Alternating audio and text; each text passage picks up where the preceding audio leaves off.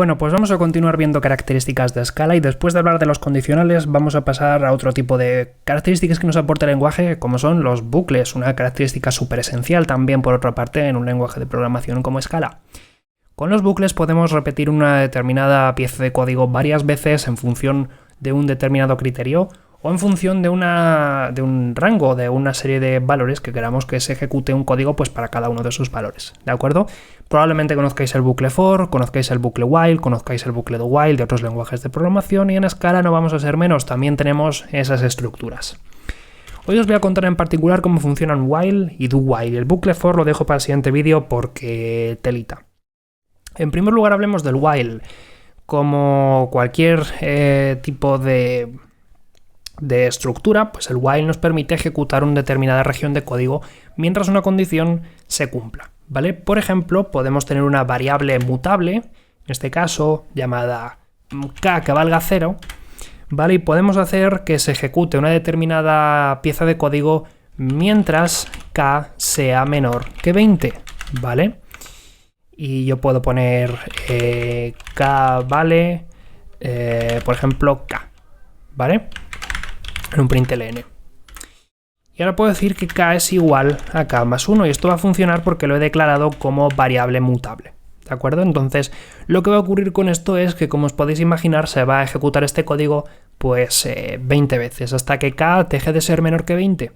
Si yo lo doy a guardar, esto se va a evaluar y, como veis, pues llega un punto en el que k vale 20, ya no es menor que 20 y por lo tanto deja de imprimirse, ¿de acuerdo? Ante aquí tenemos que decir varias cosas. Una de ellas es que sí, estoy usando una variable mutable. Probablemente algún purista de lenguaje me diría que esto no es lo correcto. Y realmente, si vamos a hacer esto, seguramente haya formas mejores que tener que declarar una variable mutable simplemente para hacer un while, ¿de acuerdo? Como por ejemplo los rangos, como podemos hacer con el for, como os contaré en el siguiente vídeo. Y lo otro es que no tenemos por qué escribir esto así. Y en particular me refiero al hecho de tener que escribir las cadenas de caracteres así. Diréis, pero es que así es como estoy acostumbrado a hacerlo en Java. Vale, pero es que esto no es Java. ¿Cómo os lo tengo que decir? Que aquí tenéis cosas que en Java no tenéis. Y una de las cosas que tenéis aquí es la interpolación de cadenas, que es una característica súper útil que os deja meter variables dentro de las cadenas de caracteres. Y diréis, ¿qué me estás comentando? Pues lo que estás oyendo. Esto lo puedo escribir de forma más sencilla si simplemente pongo una S justo antes de mi cadena de caracteres para decirle que esto va a ser interpolado. Y ahora, en vez de escribir más k, directamente puedo escribir $, para indicar que viene ahora una variable k, ¿de acuerdo? O $k entre corchetes, si no nos fiamos de que se esté escribiendo bien, pero con $k en este caso es suficiente.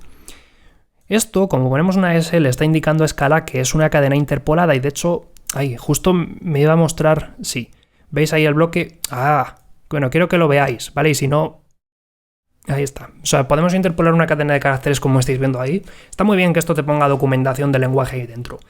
Como veis ahí, simplemente con poner una S ya le indicáis a Scala que queréis interpolar esta cadena de caracteres. Entonces, si tenéis una variable metida con un $, delante, os la va a evaluar correctamente y os va a poner lo que hay ahí dentro. Así que no tenéis por qué hacer sumas extrañas ni concatenaciones, ¿vale? Realmente no son sumas a pesar de que uséis ese operador. Pero no tenéis por qué hacer eso y podéis limitaros a escribir una S y poner tal cual el contenido de la variable y os lo va a imprimir sin ningún tipo de problema. El siguiente es k más 1, ¿vale? Esto funciona también porque si utilizáis los corchetes pues también podéis escribir una expresión, ¿vale? Al final siempre es evaluar una expresión, ¿vale? Y en este caso con los corchetes pues le pedís que os evalúe una expresión. Lo que pasa es que si es tan fácil, no hace falta que lo pongáis, ¿vale? Evidentemente, aquí los corchetes son necesarios porque, a ver, si vais a escribir una expresión un poquito larga, pues lo tendréis que poner, ¿vale? Pero en el caso de que queráis hacer una expresión un poco más compleja, poner corchetes y os funciona correctamente, ¿de acuerdo? Este es el bucle while, ¿vale? El bucle while se va a ejecutar mientras una condición se cumpla y tiene como peculiaridad que la condición se evalúa al principio, lo que significa que es posible que nunca se ejecute el bucle while, ¿vale? El número mínimo de ejecuciones del bucle while es 0. Por ejemplo, si yo pongo que k valga 20, no me va a imprimir nada, porque no se va a evaluar nunca, porque esto siempre va a dar falso, por lo tanto su contenido nunca se va a ejecutar, ¿vale? Así que el bucle while se ejecuta como mínimo 0 veces. Caso contrario sería el caso del bucle do while, que es como el de otros lenguajes de programación. Yo escribo do, después escribo unos corchetes con mi código, por ejemplo, println k vale k es igual a k más 1, while y aquí escribo una determinada condición que también se trata de que se cumpla, por ejemplo, k menor que 20. ¿Qué pasa aquí? Que la condición se va a evaluar al final, por lo tanto el bucle de while, como podéis imaginar, se va a ejecutar al menos una vez porque hasta que no llegue al final no se va a dar cuenta que ya no se cumple, ¿vale? En este caso yo lo ejecuto y me dice que k vale 20. Si yo lo sustituyo por 0, pues va a ir desde 0 hasta 20, bueno, 19 en este caso. ¿Vale? Claro, porque la suma se hace aquí, entonces tiene sentido, ¿vale? No sé por qué estaba diciendo 20. De nuevo tenemos interpolación por aquí y lo podéis utilizar, ¿vale? Ya digo que probablemente haya situaciones mejores que estar utilizando esto, ¿vale? En general, Scala tiene construcciones del lenguaje y, bueno, quien dice Scala dice la mayoría de lenguajes funcionales, como por ejemplo Kotlin o como por ejemplo Haskell, ¿vale? Hay construcciones del lenguaje mejores que utilizar, por ejemplo, variables mutables a modo de, yo que sé, punteros o a modo de índices o cualquier otra cosa que queréis hacer.